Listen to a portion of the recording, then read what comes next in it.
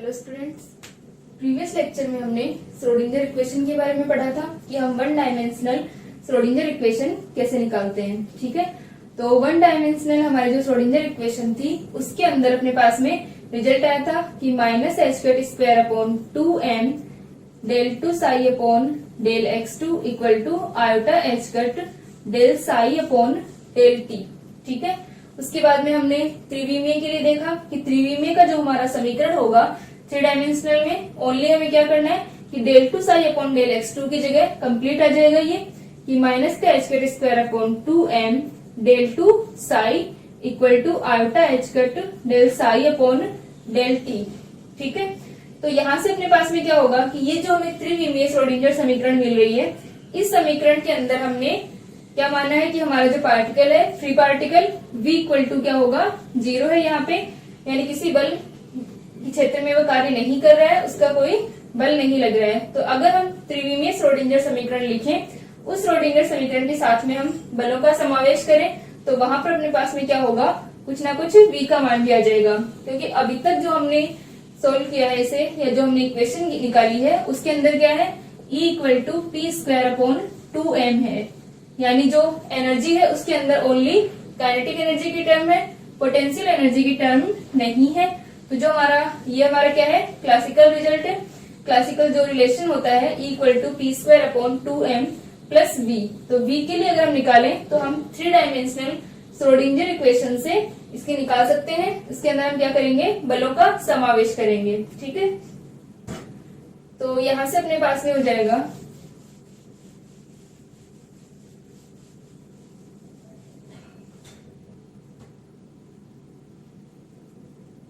त्रिविमीय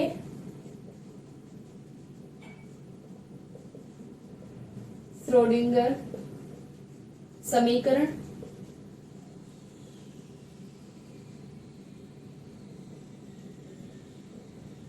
ठीक है, तो त्रिविमीय श्रोडिंगर समीकरण के अंदर हम क्या करते हैं,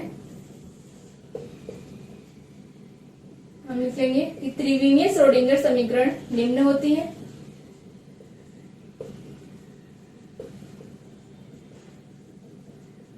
समीकरण निम्न है,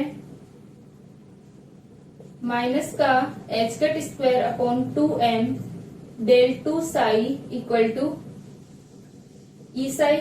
ठीक है, या iota H cut del psi upon del T. ठीक है, तो यहां से अपने पास में क्या आ गया कि ये जो हमारी थ्री डायमेंशनल श्रोडिंगर समीकरण है, इसमें हम क्या करेंगे, उपरोक्त समीकरण में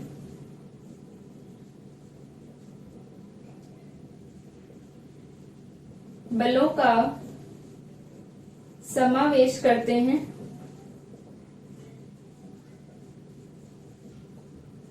ठीक है, अतः माना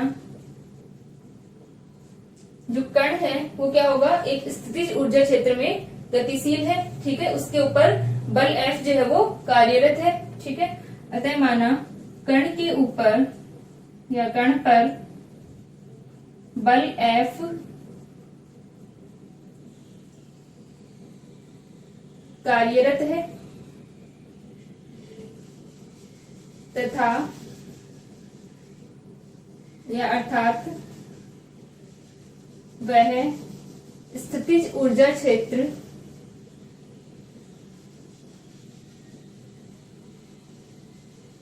VR में गतिशील है।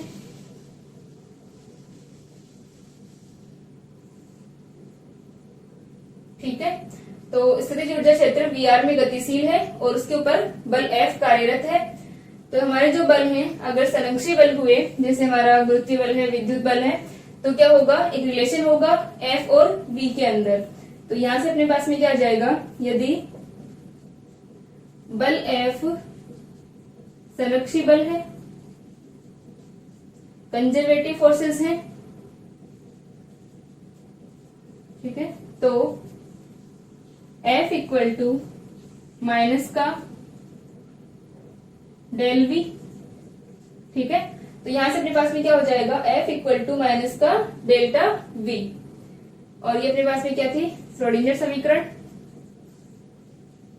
तो अब इसके अंदर हम क्या करेंगे, इसको लेके चलेंगे डेल्टा वी को, यहाँ तक लिखे। फिर हम एनर्जी के अंदर क्या होगा, टोटल इक्वेशन लिखेंगे E square equal to p square upon 2m, E equal to p square upon 2m। ठीक है, तो यहां तक अपने पास में क्या हो गया, F इक्वल टू माइनस का डेल्टा V, जहां पर V जो है वो पोटेंशियल एनर्जी है, यानी हम फोर्स को पोटेंशियल एनर्जी के ग्रेडियंट की फॉर्म में लिख सकते हैं। तो F इक्वल टू माइनस का डेल्टा V हो जाएगा। ठीक है,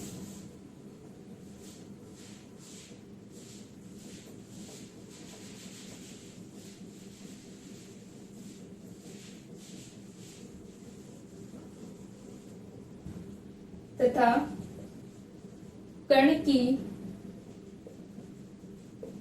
कुल ऊर्जा, कण की कुल ऊर्जा कितनी हो जाएगी, E equal to p square upon 2m plus का V। ठीक है, तो यहां से अपने पास में क्या हो जाएगा, ये E equal to p square upon 2m plus का VRT। तो यहां से जो एनर्जी है टोटल वो इतनी आ गई। तो जो हमारी श्रोडिंगर समीकरण थी वो क्या हो जाएगी, माइनस का h cut square upon 2m। ठीक है, और ये del two psi upon del x2। ठीक है, यहाँ पर लिख लो कि श्रोडिंगर समीकरण में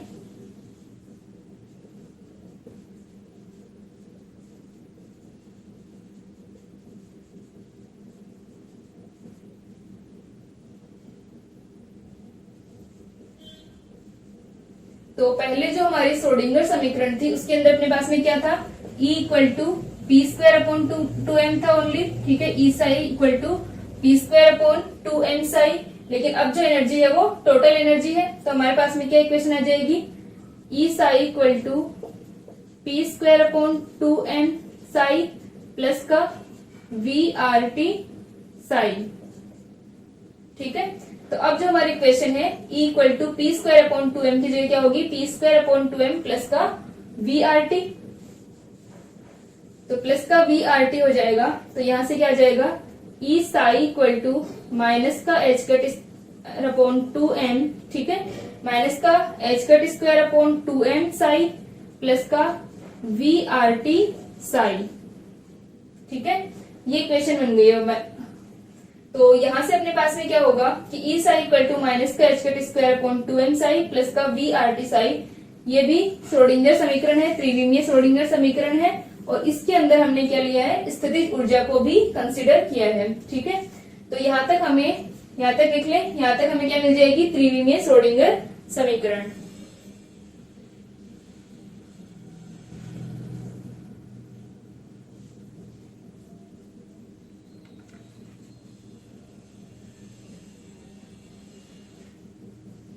ठीक है, तो यहाँ तक हो गया।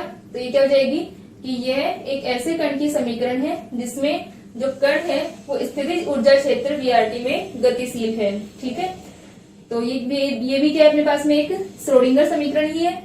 ठीक है,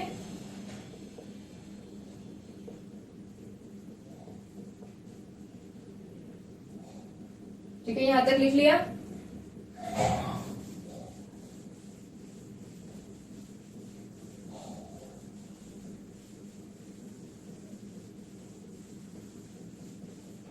ठीक है, तो अब तक हमने श्रोडिंगर समीकरण किस तरह से हम निकालेंगे वो हमने पढ़ा। श्रोडिंगर समीकरण की हमें आवश्यकता कैसे हुई थी कि कण की गति को वर्णित करने के लिए जो तरंग फलन है साई, उसके लिए क्या होगा, समीकरण दिया था श्रोडिंगर ने। उसके अंदर हम जो हमारी कण की जो तरंग थी वो क्या थी, एक प्रगामी हार्मोनिक तरंग। तो इसके लिए श्रोडिंगर ने एक इक्वेशन दी। उस इक्वेशन के लिए हम डिफरेंशियल इक्वेशन को लेके चलते हैं और फिर हम श्रोडिंगर समीकरण निकालते हैं। तो जो श्रोडिंगर समीकरण हमने निकाला तो हमारे पास में एक विमीय और त्रिविमीय यानी 1 डायमेंशनल, 2 डायमेंशनल, 3 डायमेंशनल श्रोडिंगर समीकरण हो जाएगी। तो यहां से क्या हो गया, हमारे पास में माइनस का h cut square upon 2m del two psi plus का v psi equal to e psi. ठीक है, ये अपने पास में क्या आ गई, श्रोडिंगर समीकरण आ गई। अब जो श्रोडिंगर समीकरण होती है वो दो प्रकार की होगी। ठीक है, जो श्रोडिंगर समीकरण है हमारी,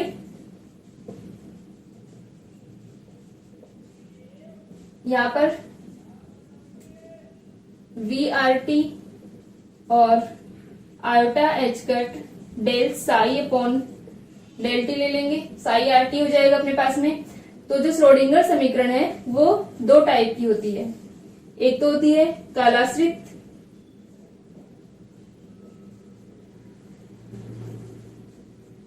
और दूसरी होती है काल अनाश्रित।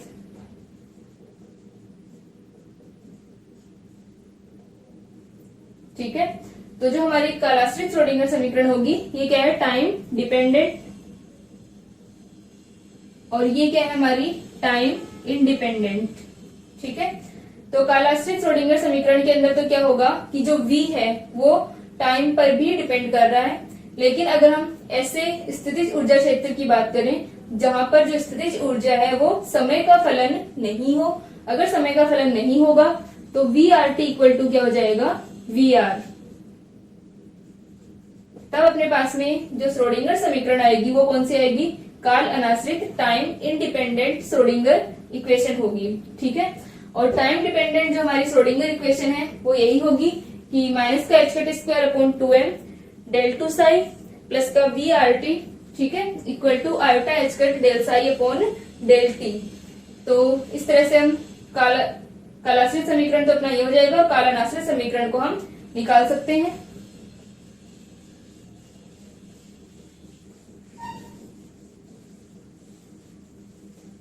तो पहला हम बात करें टाइम डिपेंडेंट और टाइम इंडिपेंडेंट की, तो फर्स्ट हम लिख रहे हैं कालाश्रित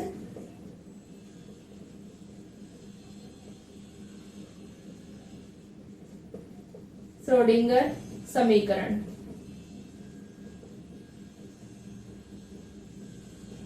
ठीक है, टाइम डिपेंडेंट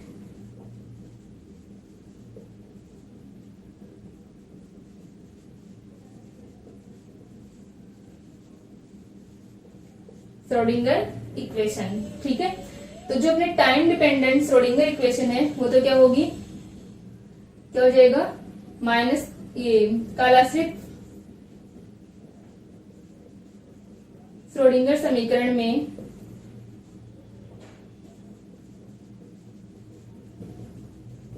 कण ऐसे स्थितिज ऊर्जा क्षेत्र में गतिशील है, ऐसे स्थितिज ऊर्जा क्षेत्र में गतिशील है जहां स्थितिज ऊर्जा समय का फलन है। ठीक है, जब अपने पास में जो v है वो क्या होगा, टाइम का फंक्शन है, टाइम पर डिपेंड कर रहा है, तो श्रोडिंगर समीकरण क्या हो जाएगी, अतः श्रोडिंगर समीकरण क्या होगी, माइनस का H cut square upon 2m del two psi are t plus का V are t psi R T equal to, अब यहाँ पर जब हम टाइम डिपेंडेंट लिखेंगे तो ई साई ना लिख करके हम पूरा लिखेंगे आयोटा एच कट। ठीक है, iota H cut del psi upon del T, क्योंकि अपना ये वाला जो पार्ट है वो पूरा किस पे, टाइम डिपेंडेंट है। तो आयोटा एच कट यानी टाइम का डेरिवेटिव कर रहे हैं टाइम के रिस्पेक्ट में, तो iota H cut del psi upon del T, ये हमारी क्या कहलाती है, कालाश्रित श्रोडिंगर समीकरण कहलाती है। ठीक है, तो ये टाइम डिपेंडेंट है। अब हम क्या निकालेंगे कि टाइम इंडिपेंडेंट श्रोडिंगर समीकरण क्या होती है और उसे हम कैसे ज्ञात कर सकते हैं। ठीक है, तो यहां से अपने पास में क्या हो जाएगा, टाइम इंडिपेंडेंट श्रोडिंगर इक्वेशन के लिए कि जो वी आर टी है वो टाइम पर डिपेंड नहीं करेगा।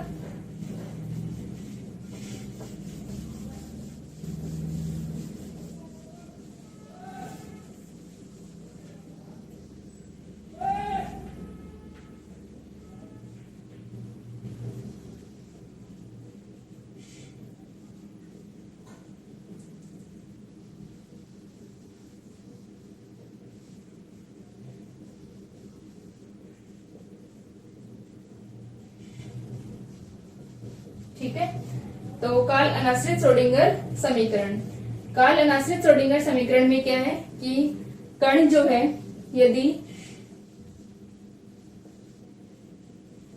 कण ऐसे स्थितिज ऊर्जा क्षेत्र में गतिशील है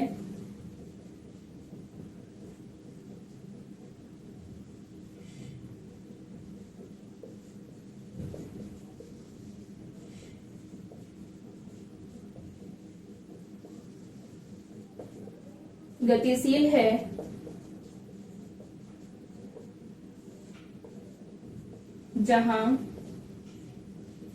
ठीक है, स्थितिज ऊर्जा क्षेत्र में गतिशील है जहां पर जो स्थितिज ऊर्जा है वो क्या होगी, ओनली आर का फंक्शन होगी, टाइम का फंक्शन नहीं होगी। ठीक है, जहां स्थितिज ऊर्जा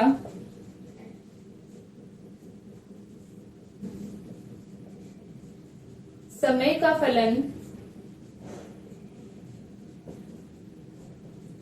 नहीं है, ठीक है, अर्थात V R T equal to V R. ठीक है, तो ऐसे कण के लिए हम क्या मान सकते हैं कि जो हमारा साई आर टी है, साई आर टी क्या होगा, उस कण के साथ में जो वेव है, ठीक है, यानी उस कण की गति को वर्णित करेगा। तो जो साई आर टी है उसे भी हम क्या मान सकते हैं, दो पार्ट में डिवाइड कर सकते हैं कि एक तो ओनली टाइम डिपेंडेंट पार्ट हो और एक ओनली क्या हो, पोजीशन डिपेंडेंट पार्ट हो। ठीक है, तो यहां से अपने पास में साई आर और फाई टी के गुणनफल की फॉर्म में हम उसे लिख सकते हैं। तो यहां से जो वी आर है वो भी हमारा क्या होगा, सिर्फ पोजीशन डिपेंडेंट, तो हम लिख सकते हैं अतः ऐसे कण के लिए तरंग फलन निम्न प्रकार लिख सकते हैं। ठीक है, तो ऐसे कण के लिए तरंग फलन को निम्न प्रकार लिख सकते हैं, psi R T equal to psi R और फाई टी, जहां पर फाई टी क्या होगा, ओनली टाइम डिपेंडेंट, और साई आर जो है वो ओनली टाइम वो पोजीशन डिपेंडेंट होगा। ठीक है, तो psi R T equal to psi are phi T उस श्रोडिंगर समीकरण का एक सॉल्यूशन हो जाएगा। तो इसे हम श्रोडिंगर समीकरण में रख सकते हैं। ठीक है, इसे यहां तक लिख लें।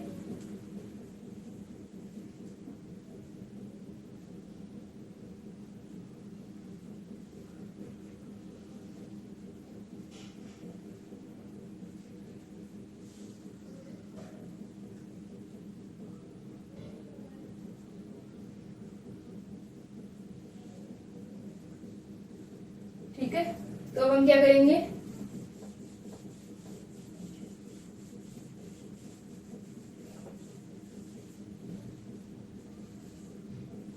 यह मान कालाश्रित श्रोडिंगर समीकरण में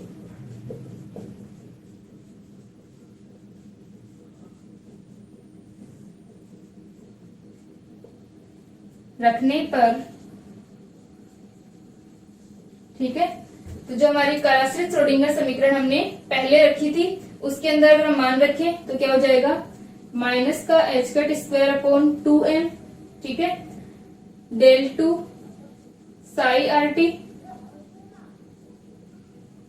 इक्वल टू, या हम डायरेक्ट मान रख देते हैं del two psi are T की जगह हम क्या लिख सकते हैं,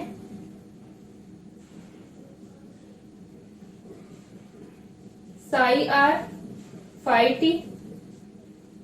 ठीक है, तो यहां से अपने पास में क्या हो जाएगा, del two psi are phi T, या ये साई आर टी हो जाएगा, और प्लस का V are equal to iota H cut del by del T और साई आर फाई टी। ठीक है, तो यहां से अपने पास में psi are T phi T को हम रख देंगे साई आर की जगह, साई आर टी की जगह। अब इसे हम सोल्व करें तो यहां से अपना जो डेल टू ऑपरेटर होता है वो ओनली किसका है, पोजीशन का फंक्शन है, क्योंकि डेल टू क्या होगा, del two upon del X two plus del two upon del Y two plus del two upon del Z two. ठीक है, तो जो डेल टू ऑपरेटर है वो del two upon del X two, X Y और Z इस पर dependent है। तो ओनली क्या होगा, टाइम वाला डेरिवेटिव नहीं होगा, ओनली साई आर का मान आएगा। तो यहां से हम इसको बाहर ले सकते हैं, minus H cut square upon 2m phi T, और ये क्या हो जाएगा डेल टू साई आर। ठीक है, फाई टी ऐसे कैसे बाहर ले लेंगे और ओनली क्या होगा del two psi are, plus का V are equal to iota H cut del by del T. ठीक है, तो यहां से साई आर फाई टी, तो साई आर बाहर आ जाएगा, ओनली क्या होगा फाई का होगा, तो यहां से phi T upon del T, ये आ गया अपने पास में। अब हम क्या करें, इस समीकरण को पूरे को साई आर फाई टी से डिवाइड कर दें। तो हम लिखेंगे उपरोक्त समीकरण को साई आर फाई टी से भाग देने पर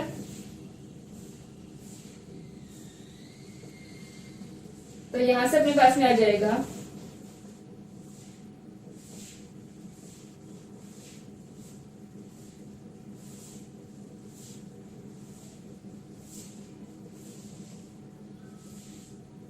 ठीक है, माइनस का H cut square upon 2m 1 upon psi are t, psi are phi t हम कर रहे हैं तो फाई टी से phi t cancel, 1 upon psi r आ जाएगा और ये हो जाएगा del two psi are, plus का, अच्छा यहाँ पर v के साथ हमने साई नहीं लिखा, इसके साथ में साई लिखना, साई का मान क्या है साई आर फाई टी। ठीक है, तो यहां से अपने पास में V R psi are phi T इसे डिवाइड कर रहे हैं तो ओनली क्या बच गया वी आर बच गया, equal to iota H cut psi R, तो ये क्या हो गया 1 अपॉन फाई टी और del phi T upon del T. ठीक है, ये आ गया। तो इस समीकरण के अंदर क्या हो गया कि ये वाला जो पार्ट है वो सिर्फ आर डिपेंडेंट है और इधर वाला सिर्फ इस पे टाइम डिपेंडेंट है। तो दोनों को हम क्या कर सकते हैं, अलग अलग किसी कांस्टेंट के इक्वल रख सकते हैं। ठीक है, जैसे कि मैथ्स में हम सॉल्व करते हैं कि हमारी जो इक्वेशन है वो इधर वाली सिर्फ किसका टाइम, इसका आर का फंक्शन है और इधर सिर्फ टाइम का है। तो दोनों को हम किसी कांस्टेंट के इक्वल रखें तो यहां से अपने पास में क्या आ जाएगा, क्योंकि उपरोक्त समीकरण का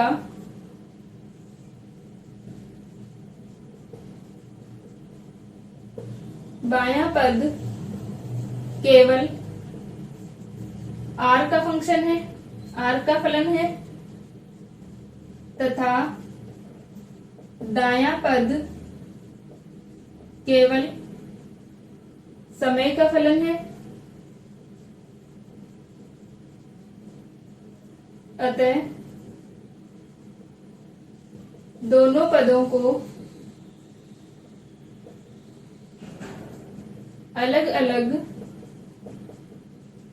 किसी नियतांक के बराबर रख सकते हैं।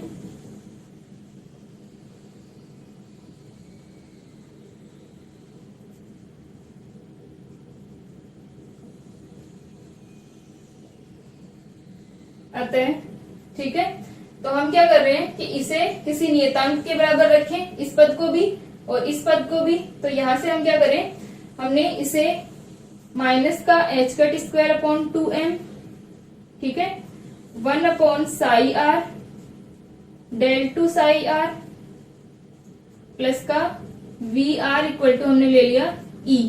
ठीक है, हमने कांस्टेंट क्या ले लिया, ई ले लिया। तो यहां से हमारी इक्वेशन क्या बन जाएगी,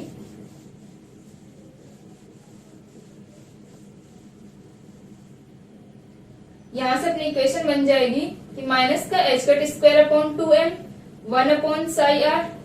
ठीक है, तो ये हो गया माइनस का H cut square upon 2m del two psi are plus का V are equal to E psi are.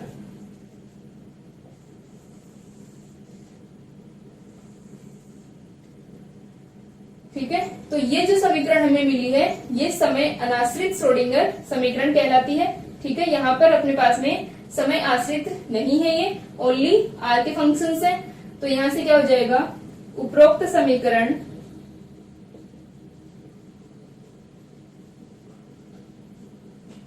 समय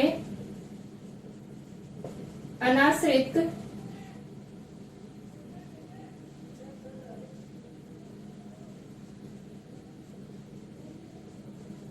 या टाइम इंडिपेंडेंट समय अनाश्रित श्रोडिंगर समीकरण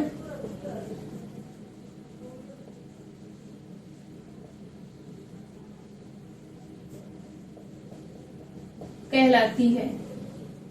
ठीक है, तो ये जो हमारी इक्वेशन होगी क्या होगी, समय अनाश्रित श्रोडिंगर समीकरण कहलाती है। ठीक है, इसे यहां तक लिखें।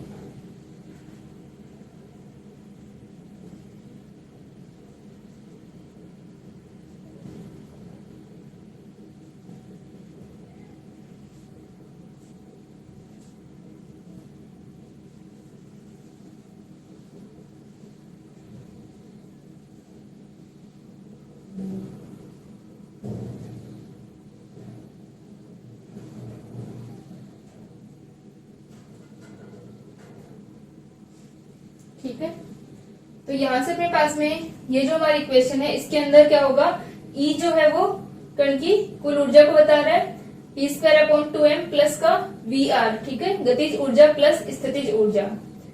अब जो हमारी इक्वेशन थी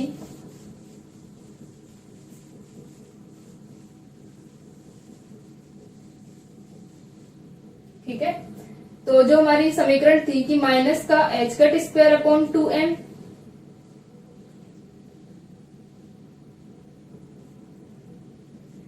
और del 2 साई, ठीक है, del 2 साई RT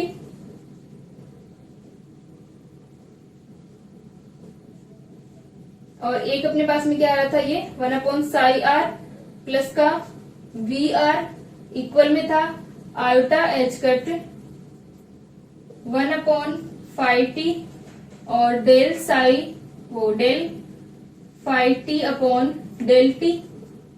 ठीक है, तो इस पार्ट को हमने क्या रखा था, E के इक्वल, इससे भी हम E के इक्वल रख सकते हैं। तो यहां से क्या हो जाएगा, ये समीकरण नंबर जो भी था 2 या 3 देख लेना, मैं यहाँ पे 3 लिख रही हूँ इसे। तो ये क्या हो गया, समीकरण 3 से, ठीक है, आप इसे दोबारा मत लिखना, जब हमने पहले लिखा था वहां पर इसका इक्वेशन नंबर डाल देना और उस इक्वेशन नंबर से यहां से लिख लेना। ठीक है, तो समीकरण 3 से आयोटा एच कट 1/φt और del phi T upon del T, ठीक है, इक्वल टू कितना हो जाएगा, E।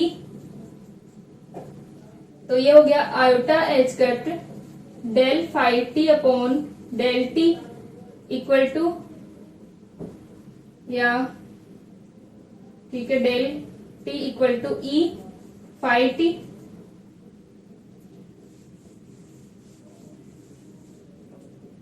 तो ये हो जाएगा del phi T upon phi T equal to E upon iota H cut और डेल टी। इसे अगर हम इंटीग्रेट करें तो यहां से अपने पास में क्या आ जाएगा, फाई टी इक्वल टू, ठीक है, ये ln बनेगा, ln phi T equal to, और अगर आयोटा से हम ऊपर नीचे मल्टीप्लाई कर दे तो ये हो जाएगा माइनस का iota E upon H cut और ये क्या आ गया, T आ गया। ठीक है,